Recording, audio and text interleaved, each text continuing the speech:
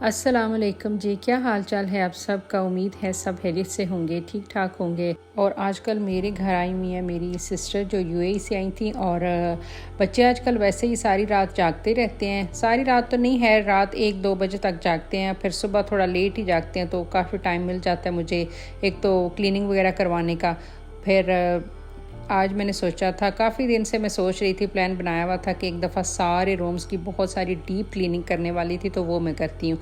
तो फिर आज मैंने वही स्टार्ट की थी और मैंने स्टार्ट अपने ही रूम से लिया था। बेडशीट वगैरह चेंज की थी। ये कंफर्टर इसके साथ काफ़ी अच्छा सा मैच हो जाता है। फिर एक और ब्लैंकेट मैं ऊपर रख लेती हूँ कि एसी लगाया हो कभी तो फिर मे बी डबल चीज़ों की ज़रूरत हो जाए।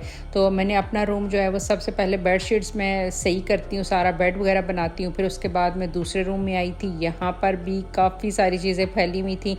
इन सारी चीज़ों को तो है डेली रूटीन में हम लोग ठीक करते हैं, बेड बनाते हैं, हर एक चीज़ अपनी अपनी जगह पे रखते हैं। लेकिन जो डीप क्लीनिंग थी वो आज मैं आपके साथ शेयर करूँगी कि मैंने, और एक्चुअली मैंने नहीं, मेरी सिस्टर जो आई हुई थी उन्होंने मेरी सारी घर की इतनी अच्छी डीप क्लीनिंग की जो मैं आपके साथ शेयर करती हूँ।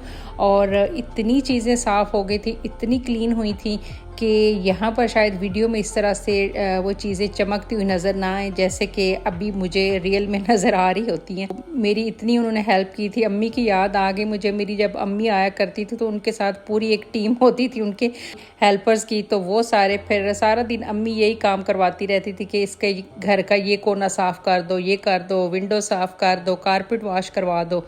तो बस आज आप ही आई थी तो उन्होंने भी कहा कि तुम मुझे ला के दो ब्रश। और ब्रश मेरे पास सिर्फ वही था जो कपड़े धोने वाला ब्रश होता है।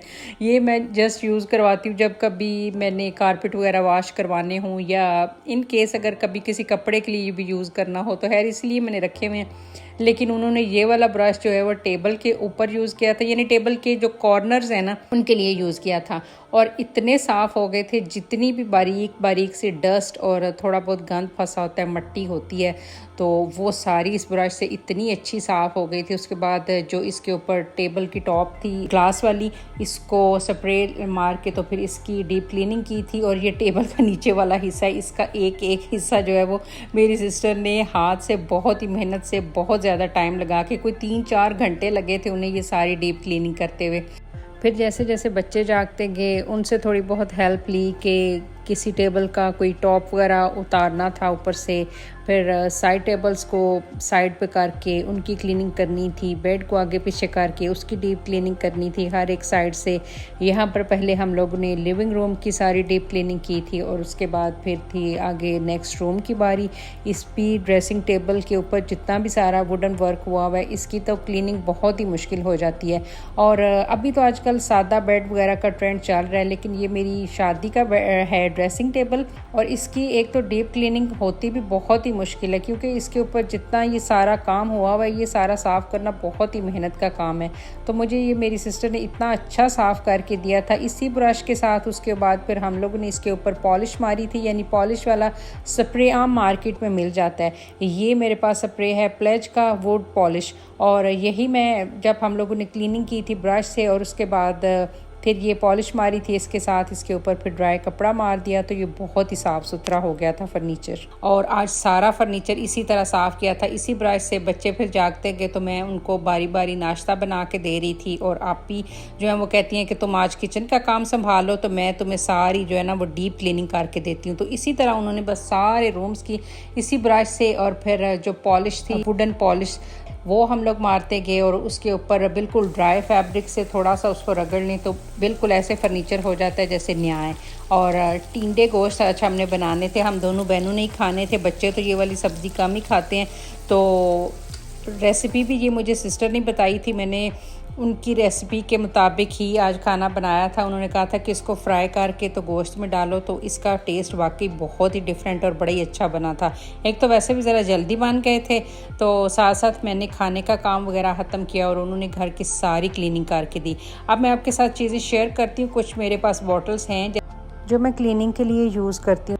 एक तो पहले जो मैंने अभी आपको दिखाई है प्लेज की वुड पॉलिश, वो थी। उसके बाद कुछ और है, ये एक तो ग्लेड का है स्प्रे मेरे पास, ये रूम फ्रेशनर है, ये अल्फता से या शाहीन से कहीं से भी मिल जाएगा। एस्टॉनिश के लेदर क्लीनर है, 2 मैंने रखे हुए हैं। फिर ये भी एक स्टोव का क्लीनर है। फिर इसके पास एक जो बॉटल है, ये एक्चुअली मैंने आयरन के लिए, इस्त्री के लिए ख़रीदा था, लेकिन इसको मैंने यूज़ नहीं किया। ज़रूरी नहीं कि ये सारे स्प्रे यूज़ करें, लेकिन मैं ये चीज़ें सारी वैसे बड़े शौक़ से यूज़ करती हूँ। और स्पेशली कैंडल्स और फिर इसके साथ जितने भी एयर फ्रेशनर्स हों वो तो काफ़ी सारी मेरे पास कलेक्शन होती है। उसके बाद फिर मैंने आप ही को दी थी ब्रेक और मैंने कहा कि आप थोड़ी देर आप रेस्ट करें। बाकी किचन की जितनी भी विंडोज़ वगैरह रह गई थी उनको मैंने फिर क्लीन कर लिया था। और बड़ी सेटिस्फेक्शन हो जाती है जब घर इतना डीप क्लीन हो जाता। फिर उसके बाद हम लोग रात को निकल गए थे ज़रा बाहर। जितने दिन मेरी सिस्टर रही, हम लोग तकरीबन डेली ही कुछ ना कुछ शॉपिंग उन्होंने करनी होती थी। तो आज हम लोग चले गए थे सेंटोरस। वहाँ पर लगे काफ़ी सारे स्टॉल्स लगे होते हैं आजकल। नूरे का स्टॉल लगा था, वहाँ पे मैं इनके कपड़े वगैरह देख रही थी। कुछ इन्होंने वेडिंग वेयर भी रखे हुए थे और समर के अनस्टिच कपड़े भी थे। वैसे ऑनलाइन देख के इनके कपड़े तो मुझे कभी इतने अच्छे नहीं लगे, लेकिन वेडिंग वेयर जो इनकी फॉर्मल ड्रेसेस कह लें वो अच्छे लगे थे। और लॉन का 1-2 पीस मुझे इनका अच्छा लगा था, लेकिन ये कलर्स ऑलरेडी मेरे पास 2-3 सूट हो चुके हैं, इसलिए फिर मैंने ये वाले कलर नहीं लिए। और बस यहाँ पर 1-2 शॉप का हमने विज़िट किया था। यहाँ तो मैं ज़्यादा वीडियो नहीं बना सकी थी, तो मैंने सोचा कि अपनी क्लीनिंग रूटीन आज आपके साथ शेयर करती हूँ। ये नहीं, वैसे तो डेली क्लीनिंग, डस्टिंग वगैरह सारा कुछ होता रहता है, लेकिन इतनी ज़्यादा एक्सट्रीम डीप क्लीनिंग जो है वो आज हुई थी, आई थिंक 2 या 3 मंथ्स के बाद। और काफ़ी सारी चीज़ें जो है जिनकी क्लीनिंग करते हुए तो मैं वीडियो बना ही नहीं सकी क्योंकि मैं खुद काफ़ी बिज़ी हो गई।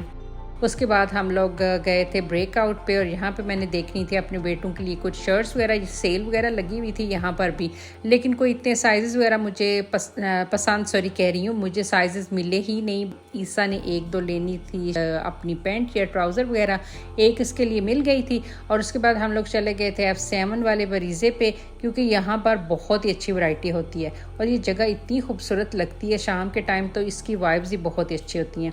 यहाँ से कुछ शॉपिंग की सिस्टर ने भी और मैंने भी। फिर बस इसके बाद हम लोग घर चले गए थे। इससे आगे तो मज़ीद कोई व्लॉग मैं नहीं बना सकी। इंशाल्लाह जो बनाया वो फिर अब अगले वीडियो में आपके साथ शेयर करूँगी। और यहीं पे अपनी वीडियो को एंड करती हूँ। वीडियो अच्छी लगी तो लाइक कर दीजिएगा, चैनल को सब्सक्राइब कर दीजिएगा। अपना बहुत सारा ख्याल रखिएगा। इंशाल्लाह फिर मुलाकात होगी। अल्लाह हाफ़िज़।